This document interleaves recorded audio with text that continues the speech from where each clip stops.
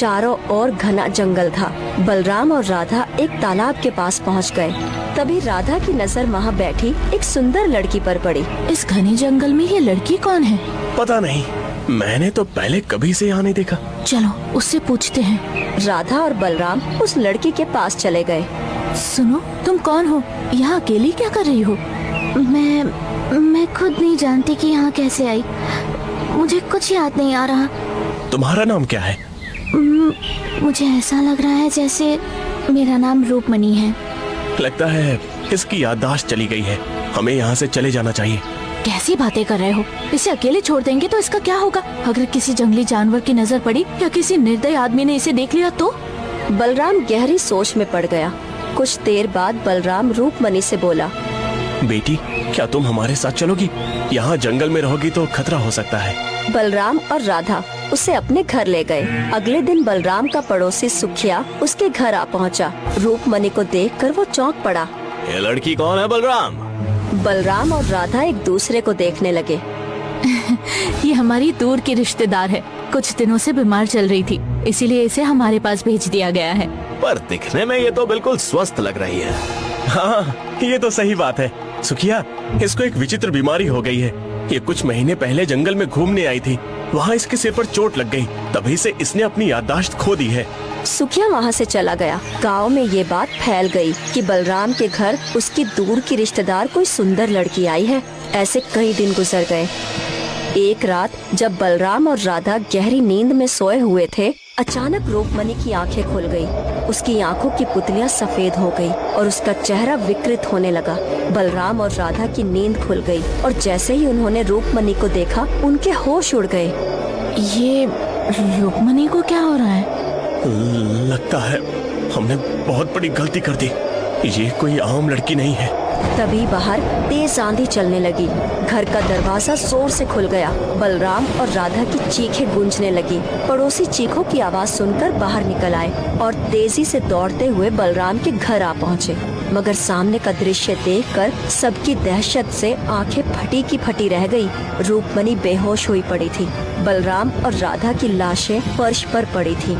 उनकी हालत देखकर लग रहा था कि किसी जंगली जानवर ने उन्हें नोच डाला हो।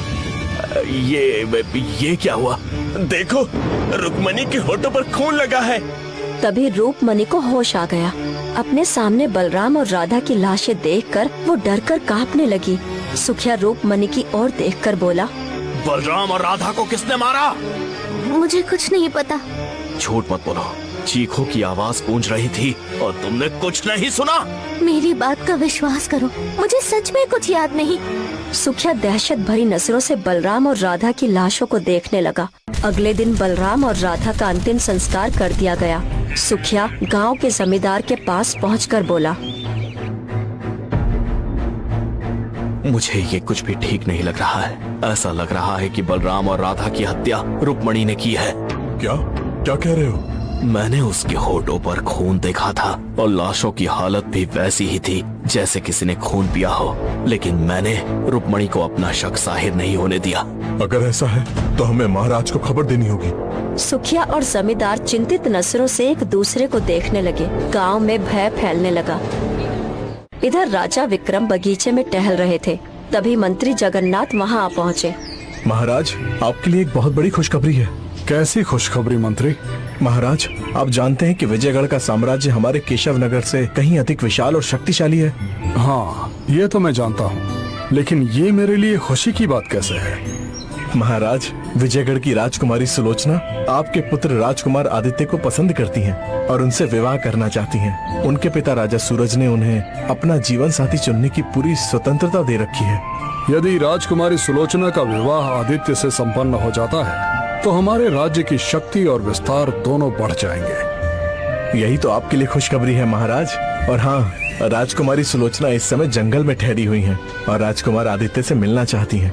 मैं अभी वहीं से लौट कर आ रहा हूँ। जंगल में? राजकुमारी को हमारे महल में ठहराने में क्या समस्या थी? महाराज, मैंने उन्हें आमंत्रित किया था, लेकिन उन्होंने कहा कि वो आपके महल में तभी प्रवेश करेंगी जब वो आपकी पुत्र वधू बनकर आएंगी। राजा विक्रम ये सुनकर प्रभावित होकर मुस्कुराने लगे। तभी राजकुमार आदित्य वहां आ पहुंचा। पिताजी, आपके चेहरे पर ये विशेष मुस्कान क्यों है? कोई महत्वपूर्ण चर्चा हो रही है क्या? हाँ, बिल्कुल सही पहचाना। तुम्हारे विवाह की चर्चा हो रही है। मंत्री जगन्नाथ तुम्हें जंगल ले जाएंगे, जहाँ राजकुमारी सुलोचना ठहरी हुई है। वो तुमसे मिलना चाहती है। और अगर वो मुझे पसंद नहीं आई तो? मुझे पूरा विश्वास है कि वो तुम्हें पसंद आएंगी। उनकी सुंदरता की चर्चा दूर दूर तक प्रसिद्ध है। मुझे नहीं लगता कि तुम्हें उनसे बेहतर और कोई राजकुमारी मिलेगी। कुछ देर बाद राजकुमार आदित्य मंत्री जगन्नाथ के साथ जंगल में पहुंच गया। वहां कुछ कच्चे घरों जैसे बने शिविर बने हुए थे और कुछ सैनिक पहरा दे रहे थे। मंत्री जगन्नाथ एक कक्ष में आदित्य को लेकर गए और बाहर चले गए। अंदर एक सुंदर युवती बैठी हुई थी। राजकुमार आदित्य ने उस पर नजर डाली तो वो युवती शर्मा गई। मेरा नाम राजकुमारी सुलोचना है। हाँ, मुझे पता है, पिताजी ने मुझे बताया था। मैं तुमसे विवाह करना चाहती हूँ। मुझे कोई आपत्ति नहीं, लेकिन मुझे सोचने के लिए थोड़ा समय चाहिए। मुझे कोई आपत्ति नहीं है। मैं अक्सर शिकार के लिए जंगल में आती हूँ और इस बार भी शिकार के लिए आई हूँ। मैं 3 दिन तक यहीं ठहरूंगी। तुम सोचकर मुझे जवाब देना। लेकिन एक बात याद रखना, मैं तुमसे प्रेम करती हूँ। अगर तुम मुझे अपनी पत्नी स्वीकार करोगे तो मैं तुम्हें कभी भी दुखी नहीं होने दूंगी। राजकुमार आदित्य मुस्कुराते हुए शिविर से बाहर निकल गया। बाहर मंत्री जगन्नाथ खड़े थे। क्या तुम्हें राजकुमारी सुलोचना पसंद आई? वो सुंदर है, इसमें कोई शक नहीं। लेकिन मंत्री जी, आप जानते हैं कि मैं इतनी जल्दी विवाह नहीं करना चाहता हूँ। मैं विवाह उसी लड़की से करूँगा जिससे मेरा मन राजी होगा। मंत्री जगन्नाथ का चेहरा गंभीर हो गया था, लेकिन उन्होंने कुछ नहीं कहा। दोनों वापस महल की ओर चल दिए। राजकुमार आदित्य महल पहुंचकर दरबार में गया, जहां राजा विक्रम पहले से मौजूद थे। राजकुमार आदित्य अपने पिता से कुछ कहने ही वाला था, तभी अचानक 2 ग्रामीण जमींदार और सुखिया दरबार में प्रवेश कर गए।